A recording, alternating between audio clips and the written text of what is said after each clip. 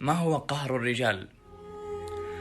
أن يصل المرء إلى حالة يصاب معها بالعجز عن دفع السوء عن نفسه، وأنه يعلم يقينا بأنه على حق وخصمه على باطل. إذا انهزت كرامة الرجل مصيبة وجريمة.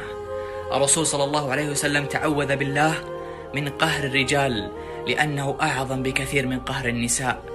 إحساس لا يوصف إطلاقا، وقد يموت الرجل من هذا القهر.